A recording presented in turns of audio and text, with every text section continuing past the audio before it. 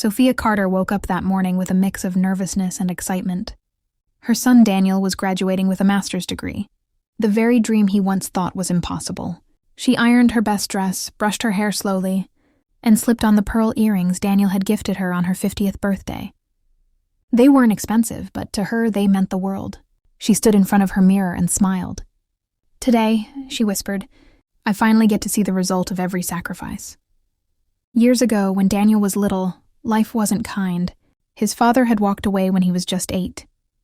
Sophia worked 2 jobs, cleaning offices at night and working as a receptionist. During the day, just to put food on the table. There were nights she slept hungry so Daniel wouldn't. But she never complained. She believed in her son, and today was proof she was right.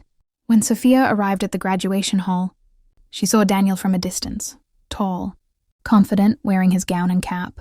Her heart swelled with pride. Then she saw Emma, Daniel's wife. Emma was beautiful, elegant, and always dressed like a magazine cover. But behind that perfect smile lived sharp judgment. Judgment Sophia had silently tolerated for 2 years. Sophia waved gently, but Emma barely nodded. Daniel, on the other hand, rushed toward his mother and hugged her tightly. "Mom, you made it." "Of course," she laughed softly. "I wouldn't miss this for the world." Emma cleared her throat loudly. "Daniel, the photographer is waiting," she said sharply. Daniel smiled politely and took Sophia's hand. "Come on, Mom, let's take a family picture." But Emma stopped walking and turned around slowly. Her voice was quiet but sharp enough to cut steel. "Actually, I think it's better if just Daniel and I take the official photos." Sophia blinked, confused. "Oh, I don't mind waiting," Emma interrupted. "No, I mean..." She glanced at Sophia's dress, her hair, her shoes. "This event is formal. These photos will be displayed at the university gallery and online. We need the family image to look polished." The word polished hit Sophia like a slap. Daniel's face tightened. "Emma, what are you..." Emma raised her voice. "She doesn't look like she belongs here, Daniel. Everyone is dressed properly. Look at her shoes. They look worn, cheap." A few nearby people turned to stare. Sophia lowered her head, heat flushing her face. Daniel's jaw clenched. "Emma, stop." But Emma wasn't done. "You know how this looks? A prestigious graduate with a mother who looks like she walked out of a thrift store. What will people think? What will the dean think?" Sophia swallowed hard. It felt like someone had reached into her chest and squeezed her heart until it cracked. She softly whispered, "I can wait outside." Daniel shook his head, angry. "No, you're my mother." Emma crossed her arms, lips twisting into a cruel smirk. "Yes, she's your mother. But she's standing here like some struggling woman who doesn't understand class or presentation." Sophia's eyes burned with tears she refused to let fall. She lifted her chin and whispered gently, "Emma, you don't need to worry about how I look." Emma raised an eyebrow smugly. "Oh, and why is that?" Sophia looked straight into her eyes, calm, steady. "Because eventually people see beyond clothing." Emma scoffed and turned away. Daniel placed a protective hand on his mother's shoulder. "Mom, I'm so sorry." Sophia forced a small smile. "It's fine, sweetheart." But it wasn't. Not today. Not after everything she had done to reach this moment. The ceremony began. Students were called one by one to the stage. Sophia clapped each time, but her heart felt heavy. Not because of Emma's insult alone, but because Daniel had married someone who cared more about appearances than people. When Daniel's name was called, he stood tall and proud. Sophia wanted to scream with happiness, but Emma leaned towards someone beside her and whispered something. The girls laughed quietly while looking directly at Sophia. That was the breaking point. Sophia didn't feel small anymore. She didn't feel embarrassed. She felt something new, resolve. When the ceremony ended and people gathered for speeches and photo sessions, Sophia gently stepped onto the stage and tapped the microphone. The room fell silent. Daniel's eyes widened. Emma's smirk faded instantly.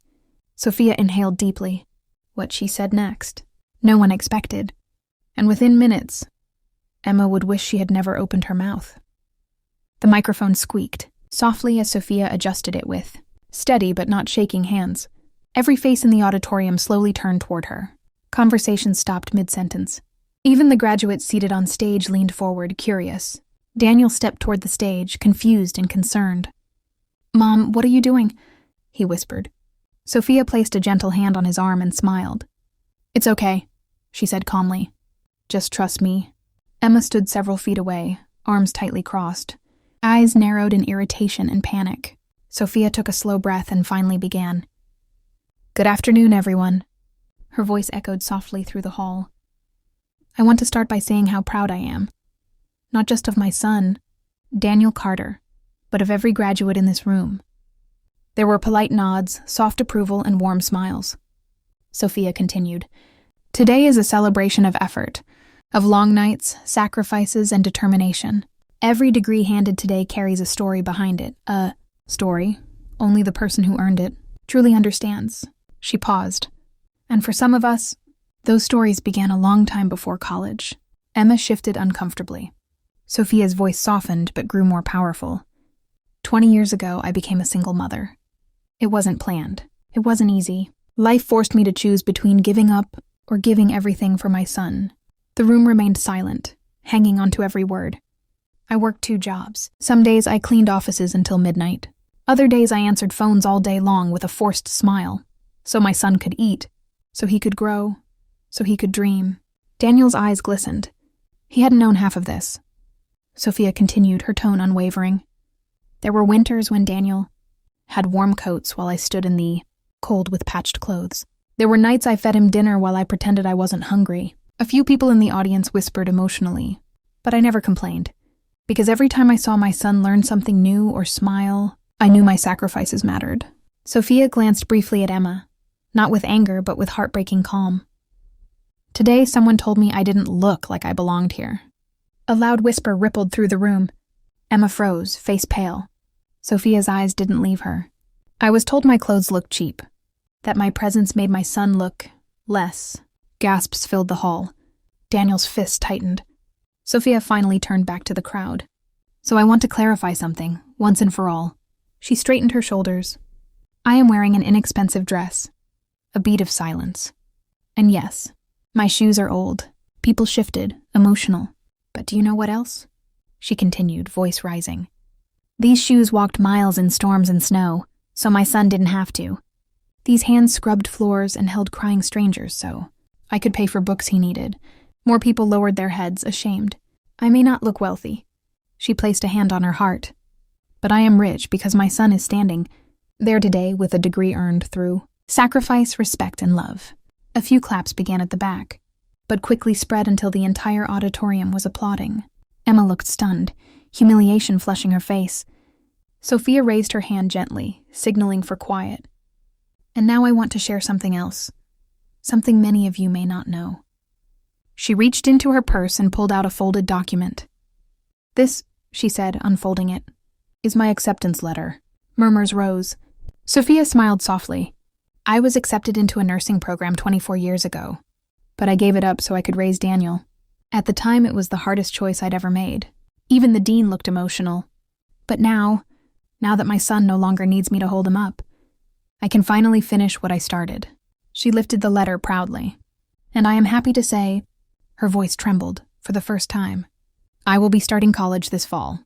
The room burst into applause, louder, emotional, unstoppable. Tears streamed down Daniel's face. He hugged his mother tightly in front of everyone. "You never stopped being my hero," he whispered. Emma stood frozen, jealousy, shame, disbelief, and realization battling across her face. Sophia gently pulled back from Daniel and walked toward Emma. The room went silent again. Sophia looked at her, not angrily, not bitterly, but with grace. "You judged me by what I wore," she said softly. "But someday you'll learn. Character will always shine louder than labels." Emma's lips trembled, but she said nothing. Sophia didn't need her apology. She had already won. She walked off the stage with her son by her side, the hall echoing with applause, not for perfection, wealth, or status, but for dignity. Even after Sophia stepped off the stage, the applause continued, not polite or forced, but long, loud, and sincere. It rolled through the auditorium like thunder. Some people stood. Others wiped tears quietly. For years, Sophia had been overlooked, talked over, and underestimated. Today she wasn't just seen. She was respected. Daniel stayed beside her. holding her hand like he never wanted to let go. He looked at her the way a child looks at a superhero, because now he finally understood. Not the story of a struggling single mother, but the story of strength. When the ceremony ended, people slowly began gathering around Sophia, not out of sympathy but admiration. A woman in a navy blue suit approached first. "Mrs. Carter," she said softly, "you don't know me. I'm the dean." She extended her hand with warmth. "Your speech touched everyone here. Thank you for reminding us what today truly represents." Sophia nodded politely. "Thank you for listening." Next came Daniel's old high school teacher. "You raised a good man," she said, smiling. "And now you're going to become a nurse? That's inspiring." Sophia felt her chest warm. It had been so long since anyone had called her inspiring, not just necessary. More graduates, parents, professors, and strangers approached, each one with kind words, congratulations or emotional handshakes. But there was one person Sophia hadn't seen yet. Emma. She stood a few feet away, frozen in place, arms limp, confidence gone. Her flawless lipstick seemed suddenly out of place, like a mask cracking. Daniel turned to face her, his voice controlled but firm. "You humiliated her," he said quietly, "in front of everyone. And you thought it was acceptable." Emma's eyes dropped. I know," she whispered. Sophia stepped forward gently, not to attack her, but to free herself from the weight of anger. "Emma," she said softly, "you didn't hurt me because I'm weak. You hurt me because you never took the time to understand me." "No," Emma whispered, voice trembling. "I judged you." "Yes," Sophia replied calmly. "You judged me before you knew what I carried." Emma swallowed hard. "You're right. I did, and I'm sorry." Her apology wasn't dramatic. No tears, no defenses. Just a raw confession from someone who finally faced her reflection. Sophia nodded. "Growth begins the moment you admit you were wrong." For a second, Emma felt something unfamiliar, respect. She lowered her voice. "I don't know how to fix this." Sophia didn't hesitate. "Start by treating people the way you want your future child to be treated." Emma blinked. "How did you—" Sophia smiled. "A mother knows." Daniel's eyes widened. "Emma, are you—" Emma exhaled shakily. "Yes, I found out last week. I didn't tell you yet because I didn't know how to feel." Sophia placed a gentle hand on her shoulder, the same woman who insulted her an hour ago. "Then let your child be the reason you choose kindness moving forward." For the first time, Emma cried. Not with embarrassment, but relief. Her shoulders softened. Her walls cracked. Daniel pulled her close, whispering, "We'll do better. Together." Sophia smiled. Not because she forgave instantly, but because the cycle of coldness ended before it could reach another generation. Later, outside the auditorium, Daniel walked with Sophia to the parking lot.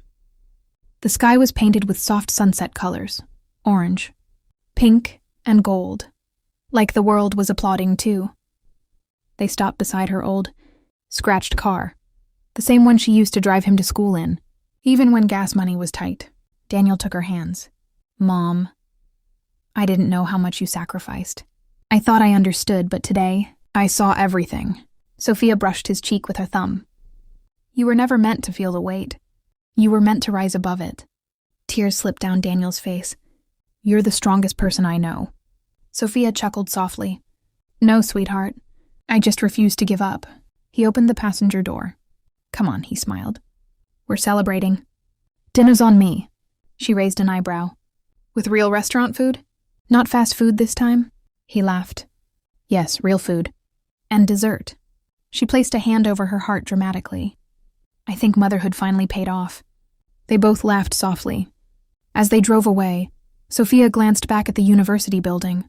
Tall, stunning, full of stories. Soon she would walk through those doors. Again, not as someone watching. Her son graduate, but as a student. Not as a woman who struggled in silence, but as a woman starting again, with dignity. Life had come full circle. Not because revenge was taken. Not because someone was defeated. But because truth was spoken, and everyone finally understood. Love built what judgment tried to break. Respect grew where humiliation was planted. And strength stood tallest where silence once lived. Sophia didn't just expose the truth. She reminded everyone of it. And sometimes, that is the most powerful revenge of all.